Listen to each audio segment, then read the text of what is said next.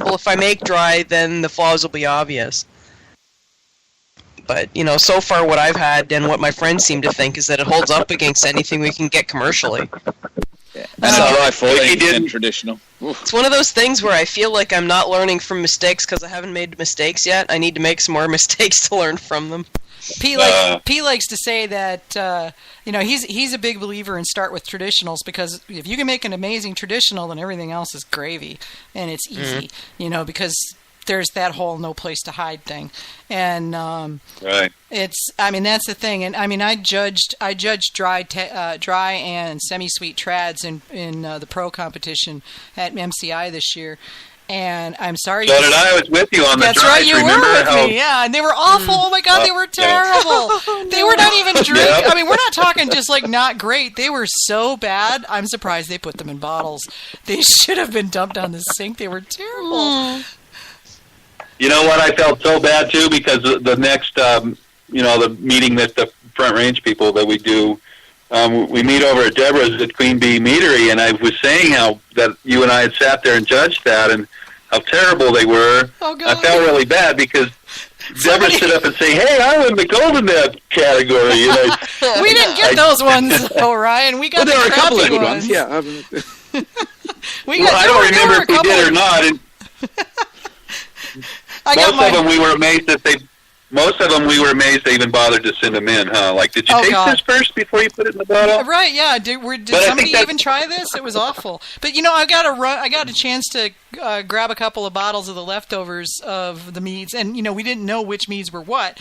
So all that was left was dry, semi-sweet, and sweet traditionals, and I'm looking at them going, crap. I don't want to get the really awful stuff. So basically, I stuck with people I knew that I know would never put something that awful in a bottle. And so it was a bummer because I like to try, if I get a chance to pull a few bottles out of the judging room after the comp's over, then I like to try meads I don't know personally so that I can try some new stuff. I mean, I know I like Rabbit's Foot. I know I like Melavino. I know I like, I know the ones that I like. I want to try some new stuff and broaden my horizons. So, yeah, I was, yeah, that was sad. I was really sad that those were representing us commercially, where people could actually buy them in stores and pay money for them. It was like that. It's sad. So sad. Yeah, I know. Do you remember last week we talked about oak, and I mentioned in passing that I can take Hungarian oak is probably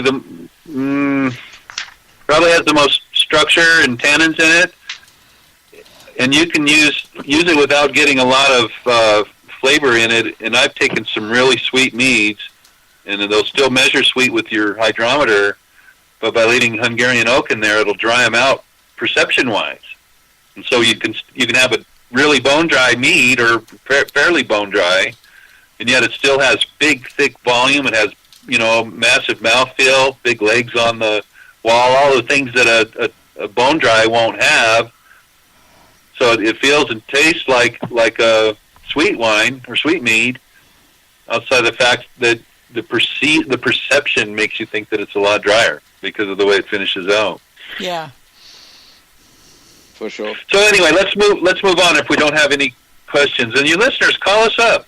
Write in some questions. We're here to answer your stuff. So we're going to move on to pitch rates. Too many people are confused because they understand that yeast reproduce.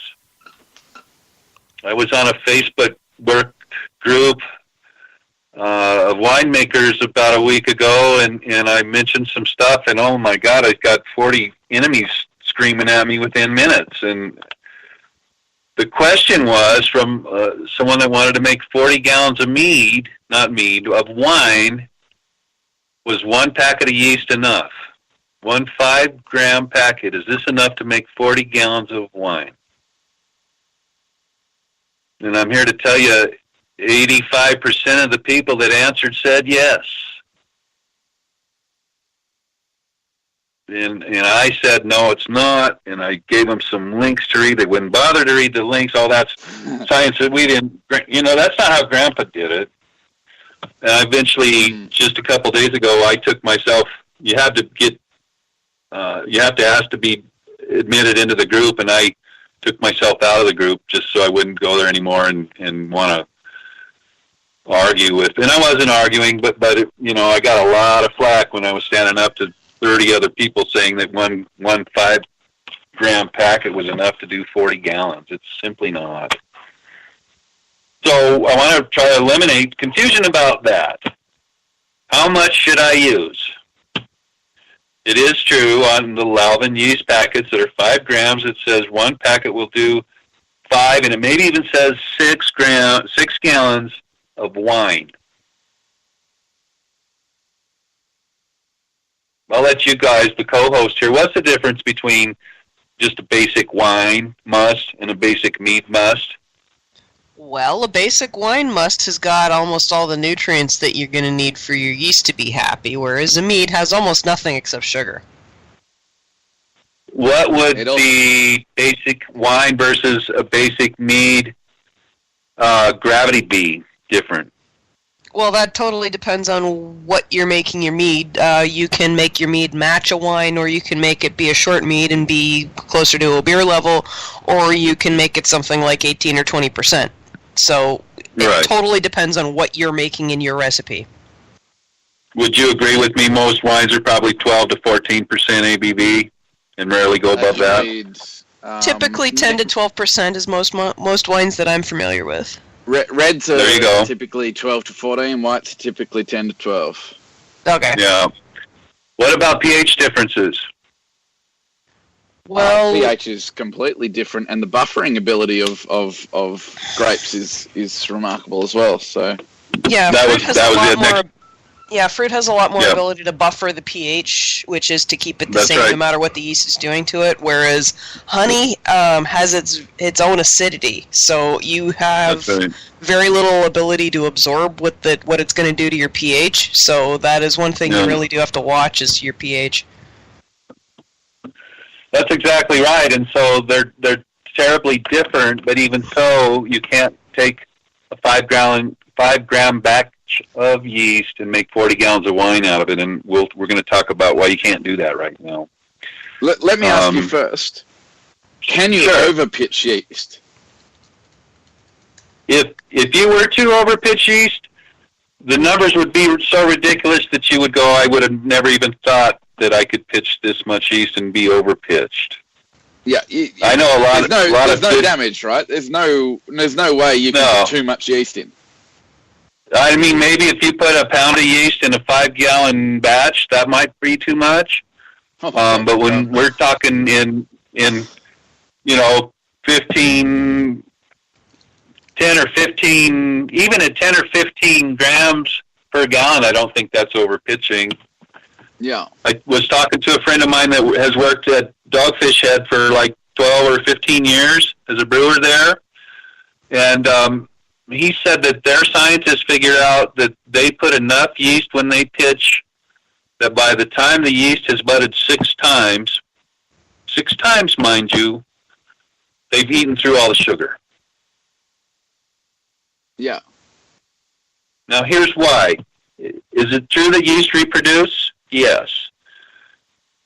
I have had a very hard time of finding any answers of how fast they reproduce in a mead must environment. In fact, I went to the mead class at UC Davis last year, and I took about 4 or 5 questions with me there that I was hoping the teacher there or the department head could answer, and the 4 or 5 questions that I took with me, neither of them had an answer. They were honest enough and said, I don't know. And one tried to find some answers for me. And he said, we just really hate guys like you. And he didn't mean it in a bad way, and I knew that. But he said, every once in a while, somebody like you comes up with these awesome questions, and they ask us, and we just don't have an answer for. And one of the questions that I wanted to know is, how often does a yeast bud? How often do they reproduce in a must environment of mead? So I don't know that, but I did find recently through a thread on the forum that I started, and some other people pitched in some information that in a, let's call it the best case scenario for cerevisiae, or Saccharomyces cerevisiae, can reproduce every 100 minutes. But this is in an environment where the pH isn't as low as we have, the gravity isn't as high as we have, and it's not such a stark environment for nutrition. In other words, they're doing everything that can suit the yeast, the very best that those strains need. They can reproduce every 100 minutes. Yeah, they're breeding yeast. That stands to reason. That's right. They bud. They divide. Or they don't actually divide, but another one grows on the side, and then they eventually pinch off the connection, and now you got mama and you have baby. This is where you were saying 5 to 6 generations of yeast, is that every generation they're going to double.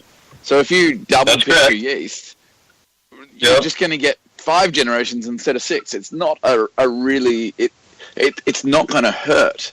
And so I always tell people to buy a pound of yeast, because a pound of yeast costs you about the same as 10 5-gram packets. So, and when you look at that, you're getting 100 times as much stuff.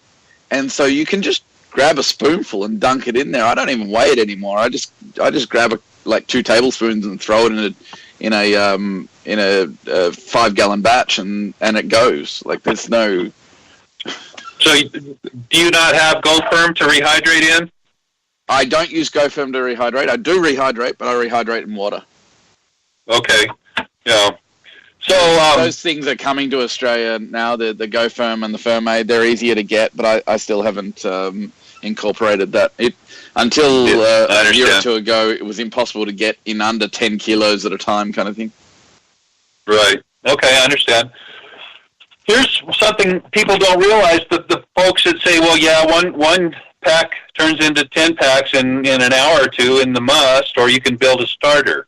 All right, I'm not saying you shouldn't build a starter. In fact, that's probably a better idea for some people.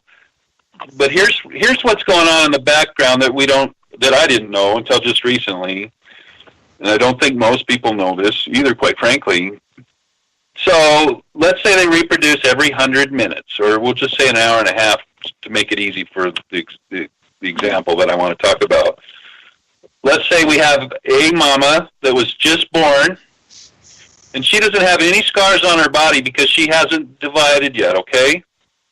So we're going to call her ground zero, or she's the mama, the big capital letters, the mama. Patient zero. She has a baby, but that baby now has one scar on its tissue because of where it was separated from the mama. So we're going to call that baby mama number 1, or mama with one scar. Okay, now mama 1 has a baby, and now we have a mama 2.